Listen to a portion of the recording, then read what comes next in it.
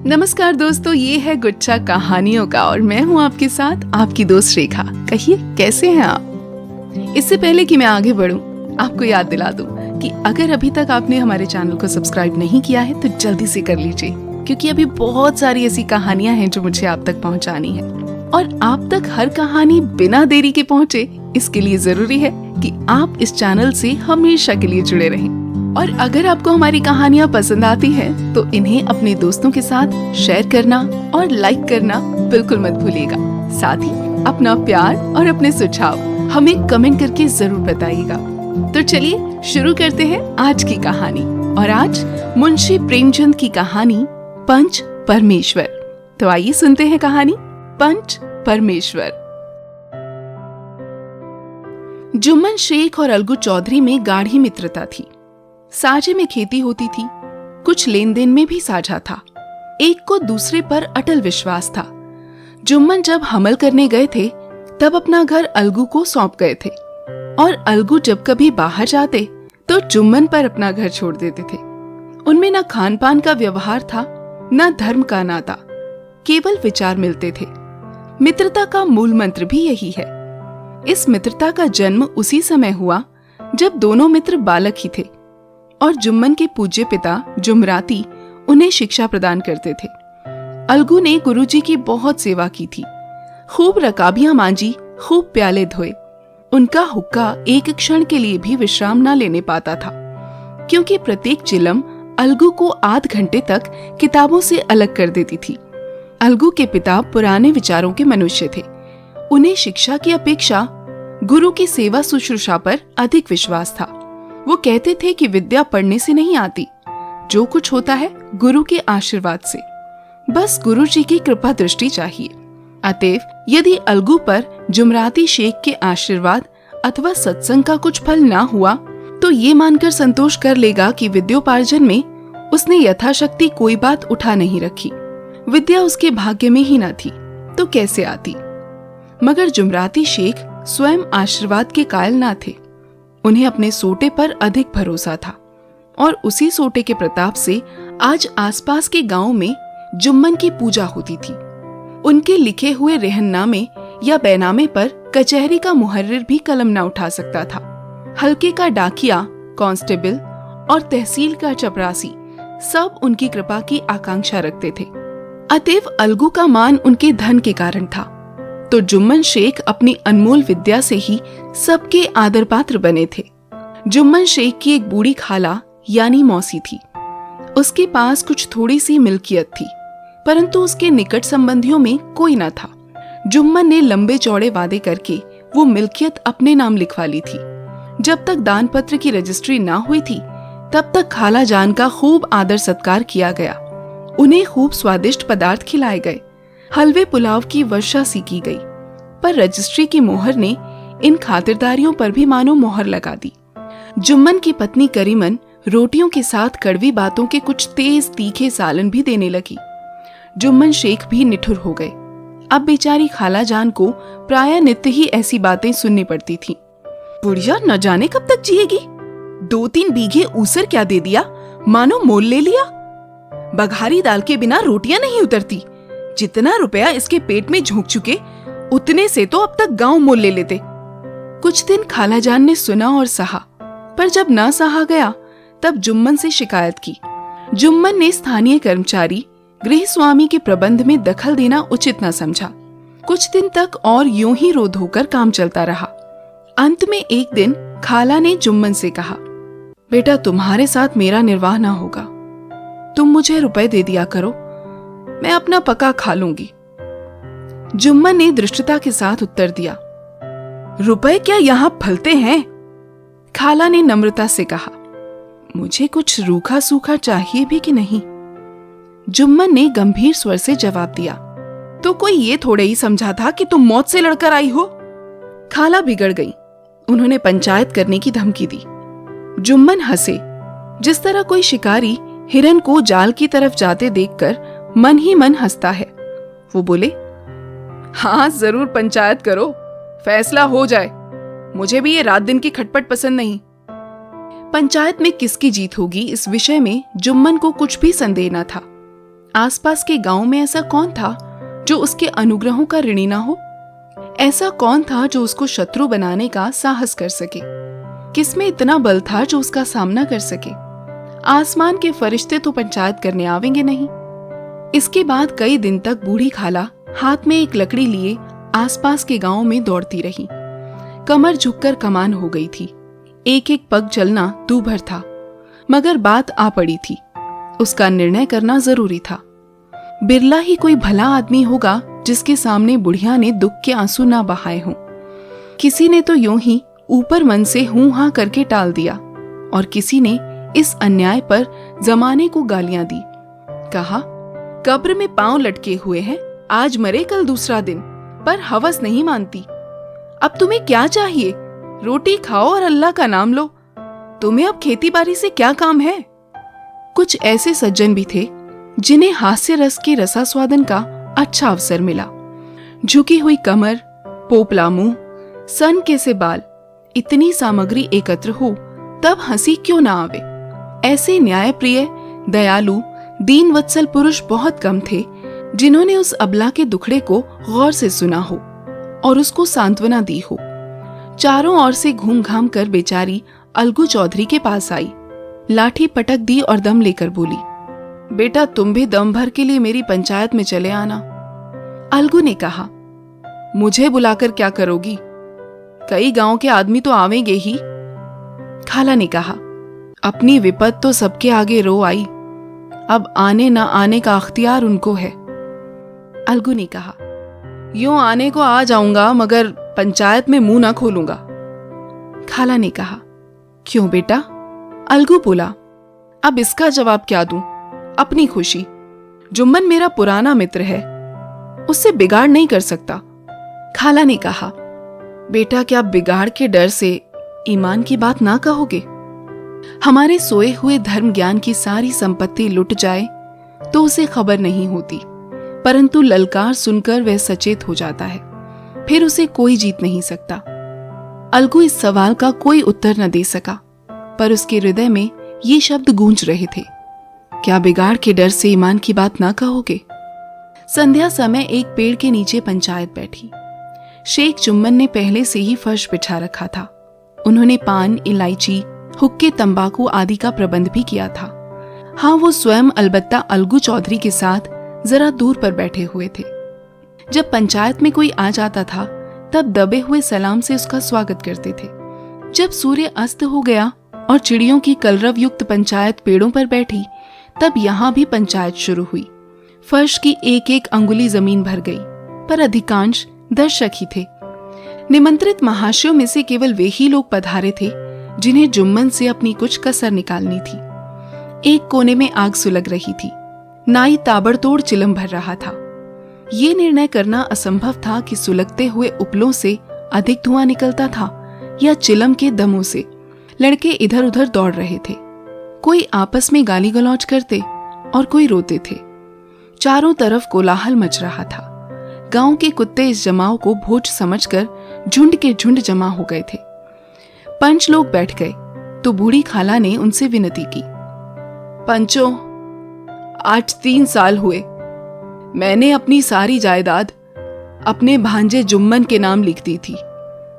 इसे आप लोग जानते ही होंगे। जुम्मन ने मुझे ताहयात रोटी कपड़ा देना कबूल किया। साल भर तो मैंने इसके साथ रो धोकर काटा, पर अब रात दिन का रोना नहीं सहा जाता। मुझे न पेट की रोटी मिलती है न तन का कपड़ा। बेकस बेवा हूं, कचहरी दरबार नहीं कर सकती। तुम्हारे सिवा और किसको अपना दुख सुनाऊं? तुम लोग जो राह निकाल दोगे उसी राह पर चलूं। अगर मुझ में कोई ऐब देखो तो मेरे मुंह पर थप्पड़ मारो। जुम्मन में बुराई देखो तो उसे समझाओ। क्यों एक बेकस की आह लेता है? मैं पंचों का हुक्म सिर माथे पर चढ़ाऊंगी। रामधन मिश्र, जिनके कई असामियों को जुम्मन ने अपने गांव में बसा लिया था, बोले, जुम्मन मियां, किसे पंच बदते हो? अभी से इसका निपटारा कर लो, फिर जो कुछ पंच कहेंगे वही मानना पड़ेगा। जुम्मन को इस समय सदस्यों में विशेषकर वे ही लोग दिख पड़े जिनसे किसी न किसी कारण उसका वैमनस्य था। जुम्मन बोले, पंचों का हुक्म अल्लाह का हुक्म है, खाला जान जिसे चाहे उसे बदे, मुझे कोई उज्र नहीं। खाला ने चिल्लाकर कहा, अरे अल्लाह के बंदे, पंचों का नाम क्यों नहीं बता देता, कुछ मुझे भी तो मालूम हो। जुम्मन ने क्रोध से कहा, अब इस वक्त मेरा मुंह ना खुलवाओ, तुम्हारी बन पड़ी है, जिसे चाहो पंच बदो। खाला जान जुम्मन के आक्षेप को समझ गई। वो बोली, बेटा खुदा से डरो, पंच ना किसी के दोस्त होते हैं ना किसी के दुश्मन, कैसी बात कहते हो, और तुम्हारा किसी पर विश्वास ना हो तो जाने दो, अलगू चौधरी को तो मानते हो, लो मैं उन्हीं को सरपंच बदती हूं। जुम्मन शेख आनंद से फूल उठे, परंतु भावों को छिपाकर बोले, अलगू ही सही, मेरे लिए जैसे रामधन वैसे अलगू। अलगू इस झमेले में फंसना नहीं चाहते थे। वे कन्नी काटने लगे। बोले, खाला तुम जानती हो कि मेरी जुम्मन से गाढ़ी दोस्ती है। खाला ने गंभीर स्वर में कहा, बेटा दोस्ती के लिए कोई अपना ईमान नहीं बेचता, पंच के दिल में खुदा बसता है, पंचों के मुंह से जो बात निकलती है वो खुदा की तरफ से निकलती है। अलगू चौधरी सरपंच हुए। रामधन मिश्र और जुम्मन के दूसरे विरोधियों ने बुढ़िया को मन में बहुत कोसा। अलगू चौधरी बोले, शेख जुम्मन, हम और तुम पुराने दोस्त हैं, जब काम पड़ा तुमने हमारी मदद की है, और हम भी जो कुछ बन पड़ा तुम्हारी सेवा करते रहे हैं, मगर इस समय तुम और बूढ़ी खाला दोनों हमारी निगाह में बराबर हो, तुमको पंचों से जो कुछ अर्ज करनी हो करो। जुम्मन को पूरा विश्वास था कि अब बाजी मेरी है। अलगू ये सब दिखावे की बातें कर रहा है, अतएव शांत चित्त होकर बोले, पंचों 3 साल हुए खाला जान ने अपनी जायदाद मेरे नाम हिब्बा कर दी थी। मैंने उन्हें ताहयात खाना कपड़ा देना कबूल किया था। खुदा गवाह है, आज तक मैंने खाला जान को कोई तकलीफ नहीं दी। मैं उन्हें अपनी माँ के समान समझता हूँ, उनकी खिदमत करना मेरा फर्ज है, मगर औरतों में जरा अनबन रहती है, उसमें मेरा क्या बस है। खाला जान मुझसे माहवार खर्च अलग मांगती हैं। जायदाद जितनी है वो पंचों से छिपी नहीं, उससे इतना मुनाफा नहीं होता है कि माहवार खर्च दे सकूं। इसके अलावा हिब्बानामे में माहवार खर्च का कोई जिक्र नहीं तो मैं भूलकर भी इस झमेले में ना पड़ता। बस मुझे यही कहना है, आइंदा पंचों का अख्तियार है, जो फैसला चाहें करें। अलगू चौधरी को हमेशा कचहरी से काम पड़ता था, अतएव वो पूरा कानूनी आदमी था। उसने जुम्मन से जिरह शुरू की। एक एक प्रश्न जुम्मन के हृदय पर हथौड़े की चोट की तरह पड़ता था। रामधन मिश्र इन प्रश्नों पर मुग्ध हुए जाते थे। जुम्मन चकित थे कि अलगू को क्या हो गया। अभी ये अलगू मेरे साथ बैठा हुआ कैसी कैसी बातें कर रहा था, इतनी ही देर में ऐसी काया पलट हो गई कि मेरी जड़ खोदने पर तुला है। ना मालूम कब की कसर ये निकाल रहा है। क्या इतने दिनों की दोस्ती कुछ भी काम ना आवेगी। जुम्मन शेख तो इसी संकल्प विकल्प में पड़े हुए थे कि इतने में अलगू ने फैसला सुनाया। जुम्मन शेख, पंचों ने इस मामले पर विचार किया। उन्हें ये नीति संगत मालूम होता है कि खाला जान को माहवार खर्च दिया जाए। हमारा विचार है कि खाला की जायदाद से इतना मुनाफा अवश्य होता है कि माहवार खर्च दिया जा सके। बस यही हमारा फैसला है। अगर जुम्मन को खर्च देना मंजूर ना हो तो हिब्बानामा रद्द समझा जाए। ये फैसला सुनते ही जुम्मन सन्नाटे में आ गए। जो अपना मित्र हो वो शत्रु का व्यवहार करे और गले पर छुरी फेरे, इसे समय के हेर फेर के सिवा और क्या कहें। जिस पर पूरा भरोसा था उसने समय पड़ने पर धोखा दिया। ऐसे ही अवसरों पर झूठे सच्चे मित्रों की परीक्षा की जाती है। यही कलयुग की दोस्ती है। अगर लोग ऐसे कपटी धोखेबाज ना होते तो देश में आपत्तियों का प्रकोप क्यों होता। ये हैजा, प्लेग आदि व्याधियां दुष्कर्मों के ही दंड हैं। मगर रामधन मिश्र और अन्य पंच अलगू चौधरी की इस नीति परायणता की प्रशंसा जी खोल कर रहे थे। वे कहते थे, इसका नाम पंचायत है, दूध का दूध और पानी का पानी कर दिया। दोस्ती दोस्ती की जगह है, किंतु धर्म का पालन करना मुख्य है। ऐसे ही सत्यवादियों के बल पर पृथ्वी ठहरी है, नहीं तो वो कब की रसातल को चली जाती। इस फैसले ने अलगू और जुम्मन की दोस्ती की जड़ हिला दी। अब वो साथ साथ बातें करते नहीं दिखाई देते। इतना पुराना मित्रता रूपी वृक्ष सत्य का एक झोंका भी न सह सका। सचमुच वो बालू की ही जमीन पर खड़ा था। उनमें अब शिष्टाचार का अधिक व्यवहार होने लगा। एक दूसरे की आवभगत ज्यादा करने लगे। वे मिलते जुलते थे, मगर उसी तरह जैसे तलवार से ढाल मिलती है। जुम्मन के चित्त में मित्र की कुटिलता आठों पहर खटका करती थी। उसे हर घड़ी यही चिंता रहती थी कि किसी तरह बदला लेने का अवसर मिले। अच्छे कामों की सिद्धि में बड़ी देर लगती है, पर बुरे कामों की सिद्धि में ये बात नहीं होती। जुम्मन को भी बदला लेने का अवसर जल्द ही मिल गया। पिछले साल अलगू चौधरी बटेसर से बैलों की एक बहुत अच्छी गोई मोल लाए थे। बैल पछाई जाति के सुंदर बड़े बड़े सींगों वाले थे। महीनों तक आसपास के गांव के लोग दर्शन करते रहे। दैव योग से जुम्मन की पंचायत के 1 महीने के बाद इस जोड़ी का एक बैल मर गया। जुम्मन ने दोस्तों से कहा, ये दगाबाजी की सजा है। इंसान सब्र भले ही कर जाए, पर खुदा नेक बद सब देखता है। अलगू को संदेह हुआ कि जुम्मन ने बैल को विष दिला दिया है। चौधराइन ने भी जुम्मन पर ही दुर्घटना का दोषारोपण किया। उसने कहा, जुम्मन ने कुछ कर करा दिया है। चौधराइन और करीमन में इस विषय पर एक दिन खूब वाद विवाद हुआ। दोनों देवियों ने शब्द बाहुल्य की नदी बहा दी। व्यंग्य, वक्रोक्ति, अन्योक्ति और उपमा आदि अलंकारों में बातें हुई। जुम्मन ने किसी तरह शांति स्थापित की। उन्होंने अपनी पत्नी को डांट डपट कर समझा दिया। वो उसे उस रणभूमि से हटा भी ले गए।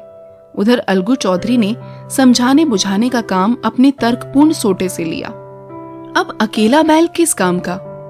उसका जोड़ बहुत ढूंढा गया, पर ना मिला। निदान ये सलाह ठहरी कि इसे बेच डालना चाहिए। गांव में एक समझू साहू थे। वो इक्का गाड़ी हाँकते थे। गांव के गुड़ घी लाद कर मंडी ले जाते। मंडी से तेल नमक भर लाते और गांव में बेचते। इस बैल पर उनका मन लहराया। उन्होंने सोचा, ये बैल हाथ लगे तो दिन भर में बेखटके 3 खेप हों। आजकल तो एक ही खेप में लाले पड़े रहते हैं। बैल देखा, गाड़ी में दौड़ाया, बाल भौरी की पहचान कराई, मोल तोल किया और उसे लाकर द्वार पर बांध ही दिया। 1 महीने में दाम चुकाने का वादा ठहरा। चौधरी को भी गरज ही थी, घाटे की परवाह न की। समझू साहू ने नया बैल पाया तो लगे उसे रगेदने। वो दिन में 3-3, 4-4 खेपें करने लगा। न चारे की फिक्र थी न पानी की, बस खेपों से काम था। मंडी ले गए, वहां कुछ सूखा भूसा सामने डाल दिया। बेचारा जानवर अभी दम भी न लेने पाया था कि फिर जोत दिया। अलगू चौधरी के घर था तो चैन की वंशी बजती थी। बैलराम छठे छमाहे कभी बहली में जोते जाते थे। खूब उछलते कूदते और कोसों तक दौड़ते चले जाते थे। वहां बैलराम का रातिब था। साफ पानी, दली हुई अरहर की दाल और भूसे के साथ खली, और यही नहीं, कभी कभी घी का स्वाद भी चखने को मिल जाता था। शाम सवेरे एक आदमी खरहरे करता, पहुंचता और सहलाता था। कहाँ वो सुख चैन, कहाँ ये 8 पहर की खपत। महीने भर में ही वो पिस सा गया। इक्के का जुआ देखते ही उसका लहू सूख जाता था। एक एक पग चलना दूभर था। हड्डियां निकल आई थी, पर था वो पानीदार। मार की बर्दाश्त न थी। एक दिन चौथी खेप में साहू जी ने दूना बोझ लादा। दिन भर का थका जानवर पैर न उठते थे, पर साहू जी कोड़े फटकारने लगे। बस फिर क्या था, बैल कलेजा तोड़कर चला। कुछ दूर दौड़ा और चाहा कि जरा दम ले लूं, पर साहू जी को जल्द पहुंचने की फिक्र थी। अतएव उन्होंने कई कोड़े बड़ी निर्दयता से फटकारे। बैल ने एक बार फिर जोर लगाया, पर अब की बार शक्ति ने जवाब दे दिया। वो धरती पर गिर पड़ा और ऐसा गिरा कि फिर न उठा। साहू जी ने बहुत पीटा, टांग पकड़कर खींचा, नथनों में लकड़ी ठूस दी, पर कहीं मृतक भी उठ सकता है। तब साहू जी को कुछ शक हुआ। उन्होंने बैल को गौर से देखा, खोलकर अलग किया और सोचने लगे कि गाड़ी कैसे घर पहुंचे। बहुत चीखे चिल्लाए, पर देहात का रास्ता बच्चों की आंख की तरह सांझ होते ही बंद हो जाता है। कोई नजर न आया। आसपास कोई गांव भी न था। मारे क्रोध के उन्होंने मरे हुए बैल पर और दुर्रे लगाए और कोसने लगे।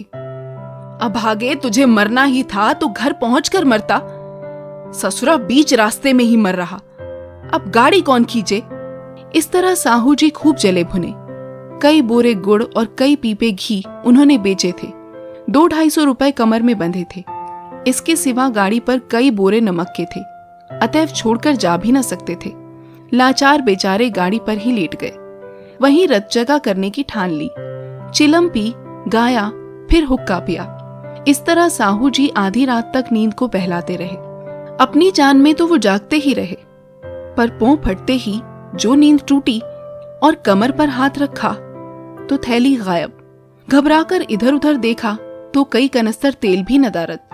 अफसोस में बेचारे ने सिर पीट लिया और पछाड़ खाने लगा। प्रातःकाल रोते बिलखते घर पहुंचे। सहुआइन ने जब ये बुरी सुनावनी सुनी तब पहले तो रोई, फिर अलगू चौधरी को गालियां देने लगी।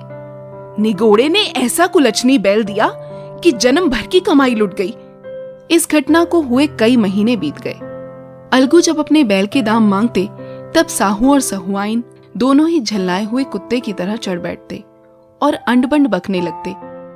वाह, यहाँ तो सारे जन की कमाई लुट गई, सत्यानाश हो गया, इन्हें दामों की पड़ी है। मुर्दा बैल दिया था, उस पर दाम मांगने चले हैं। आंखों में धूल झोंक दी। सत्यानाशी बैल गले बांध दिया, हमें निरा पोंगा ही समझ लिया है।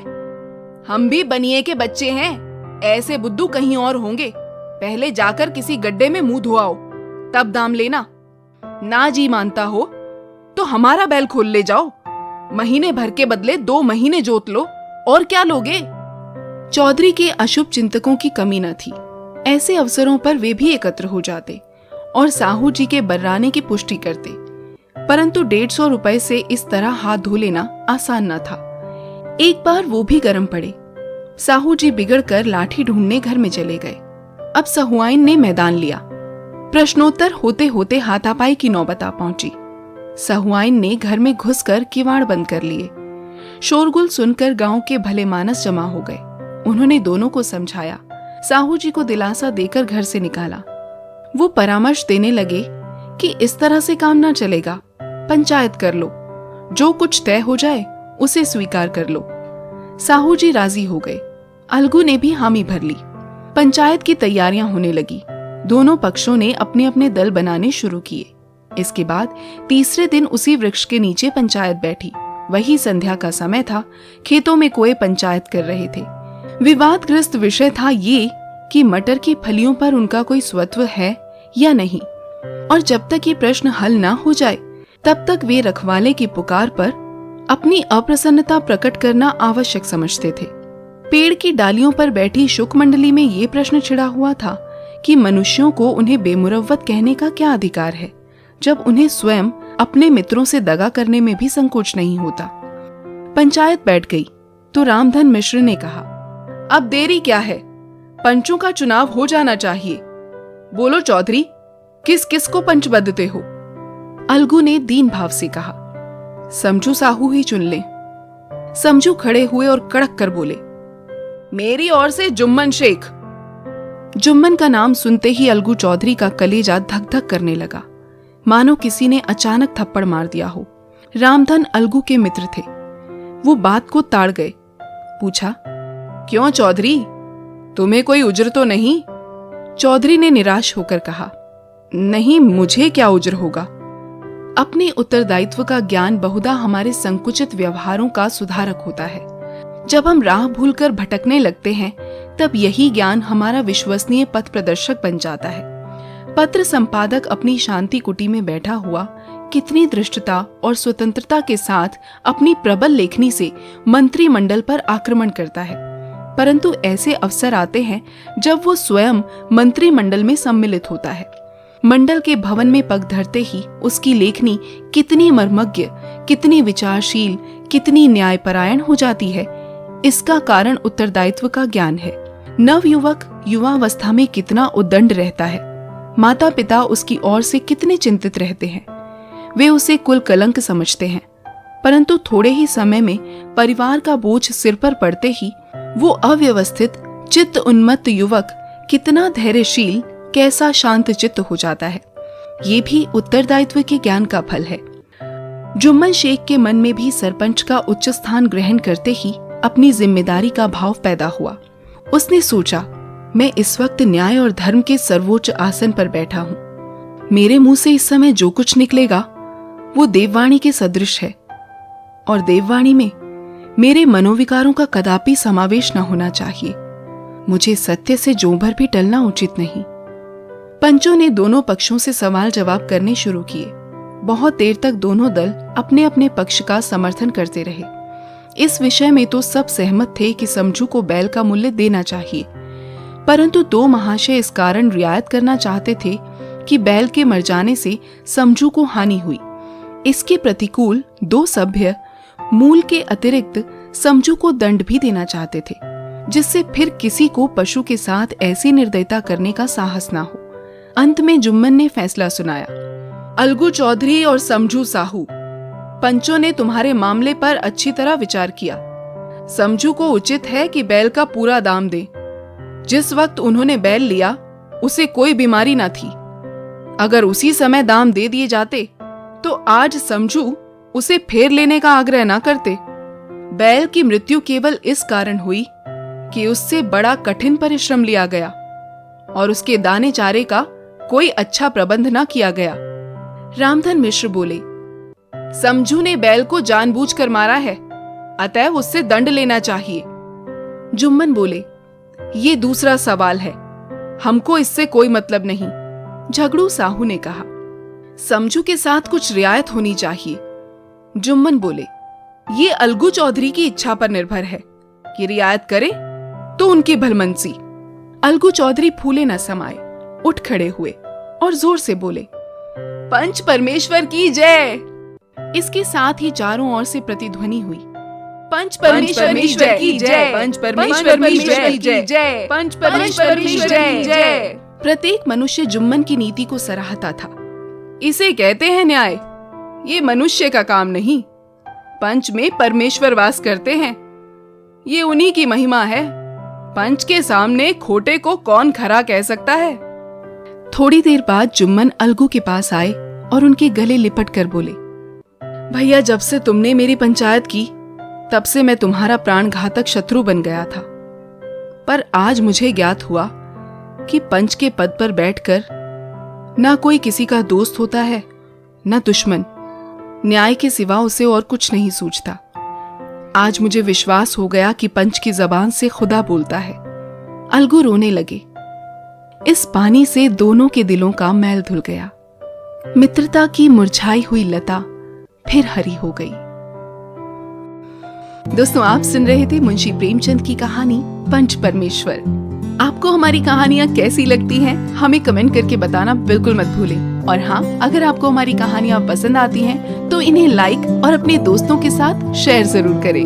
और अगर अभी तक आपने हमारे चैनल को सब्सक्राइब नहीं किया है तो जल्दी से कर लीजिए, क्योंकि अगली बार हम फिर मिलेंगे आपसे एक और नई कहानी के साथ। तब तक के लिए रेखा को दीजिए इजाजत। मिलते हैं फिर अगली कहानी के साथ। Bye bye.